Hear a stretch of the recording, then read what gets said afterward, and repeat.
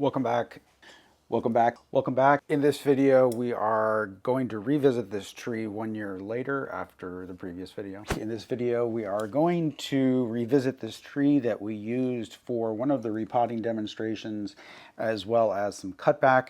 It has been another 6 months since we last revisited this tree. It is June of 2024 as I am revisiting this tree. So today it is mid-June and I'm going to go ahead and do the decandling / summer thinning on this tree. Okay, so this is a tree that I cut back really hard, really heavily in one of the videos.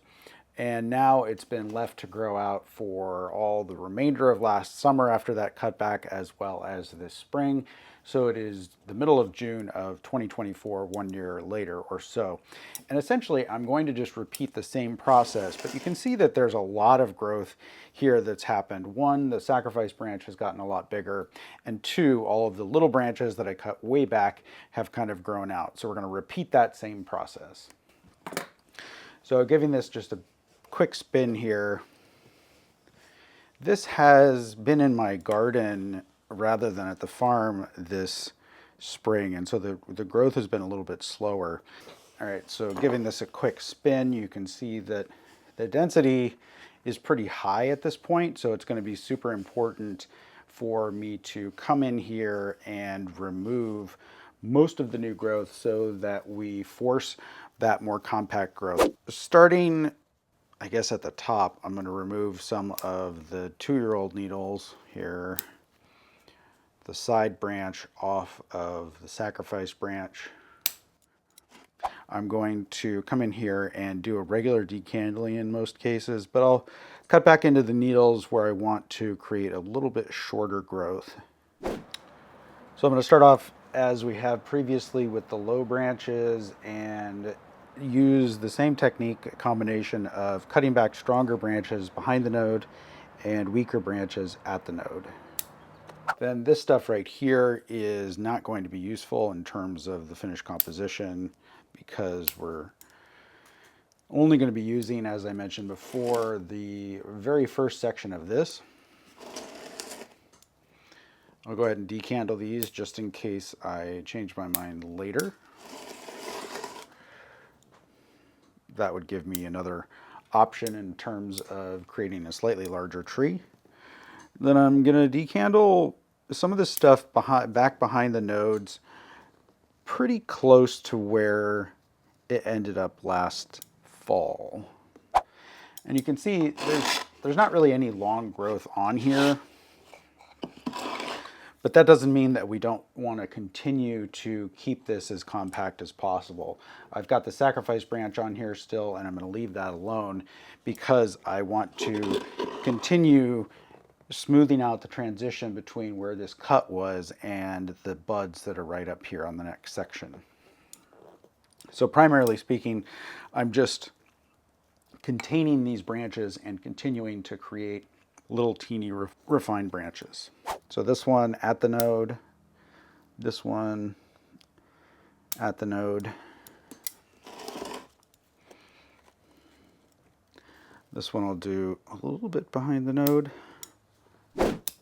And so using the same technique, I'm picking some of the stronger ones here and decandling just behind the node to slow those down a little bit.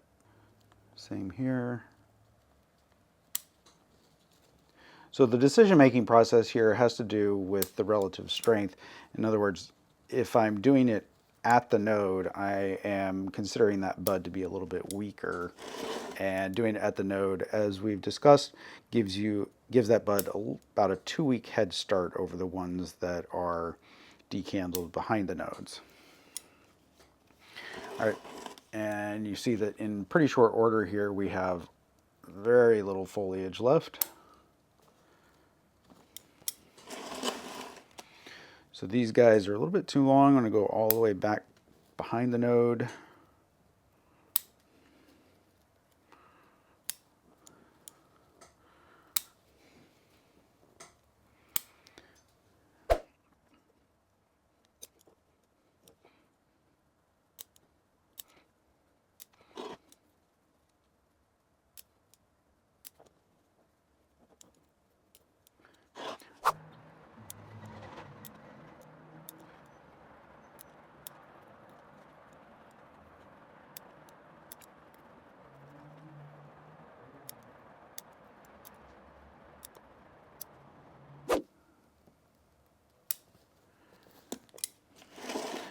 All right, so that took all of about 2 minutes for me to actually decandle this. And just to kind of review, here's the previous cut that we made last summer, and that started to heal over from the sacrifice branch.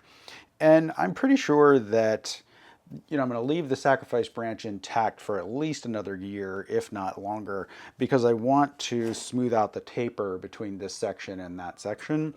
But in reality, I might actually cut off everything beyond just this bud for this section, trying to build a tree that has reasonably fast taper and whatnot in this case. So these two in particular that I'm concerned about in terms of creating the center of the top, I'm not going to decandle because they're still too weak for that. In other words, this one is the stronger. Oh, there's a couple more on the back, but none of them are going to be decandled. So now that I have those four, I can take off these other buds that are a little bit further out and just leave those to run. But if I decandled these now, most likely they wouldn't come back out.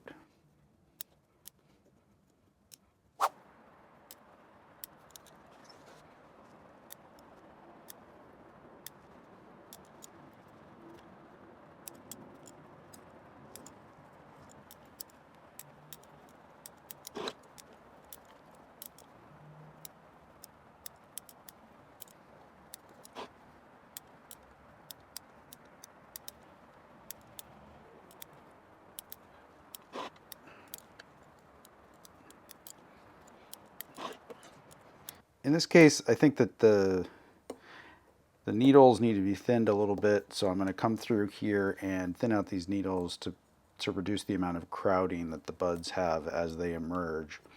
So as we've discussed, light penetration to each growth point is very important in pine trees.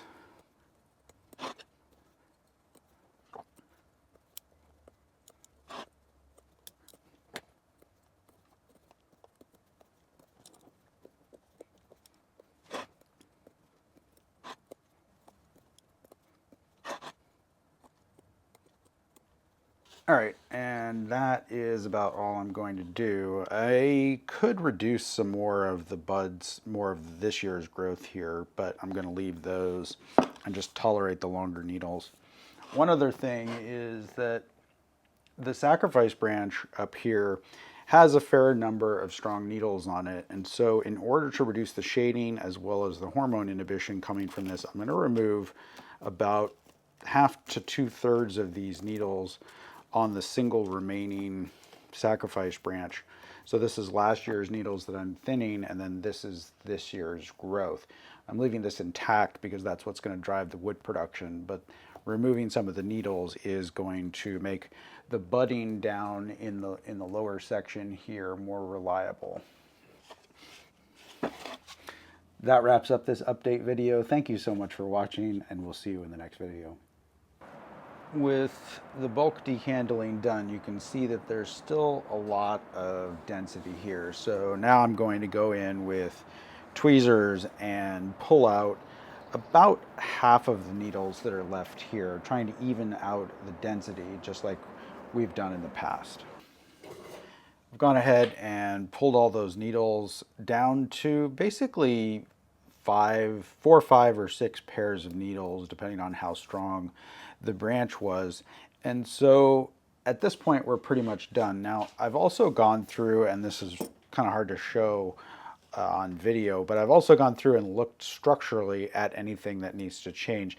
Previously, there was like kind of a large branch up here in the middle that I wanted to remove, but it's getting smaller bits on the end of it as I continue doing this annual cutback routine.